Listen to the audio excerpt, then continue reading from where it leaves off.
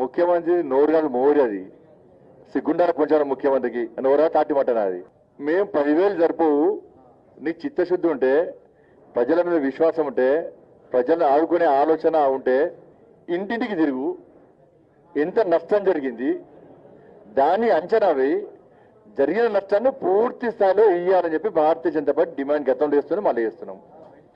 ఇవాళ మేము చేస్తున్నాం కదా.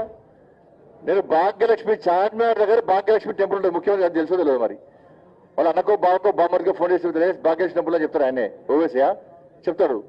ఆ భాగ్యలక్ష్మి టెంపుల్ దగ్గర ఎప్పుడు సవాల్ నేను సవాల్ చేస్తున్నా ఆడికి వచ్చి నువ్వు దేవుడు నమ్ముతావు ఇంకో నమ్ముతావు అవసరం వస్తే పక్కన మసీదు ఉంది నమాజ్ చేయాలి పోయి అల్లా మీద ప్రమాణం చేయి. నేనైతే అమ్మవారిని నమ్ముకుంటా. నేను కొందరు నమ్ముకునేప్పటికీ నేను ఒక హిందువును కాబట్టి భాగ్యలక్ష్మి అమ్మవారిని నమ్ముకుంటున్నా. చార్మినార్ దగ్గర భాగ్యలక్ష్మి టెంపుల్ దగ్గరికి నేను వస్తా. రాష్ట్ర ముఖ్యమంత్రి వచ్చి ప్రమాణం చేస్తారా బీజేపీ వరద నిధులు ఆపిందని చెప్పి అనడానికి. కానీ సంస్కారం ఉండాలి కొంచెం అన్న ఒక రాష్ట్ర ముఖ్యమంత్రి హోదాలో వ్యక్తికి సంస్కారం ఉండాలి.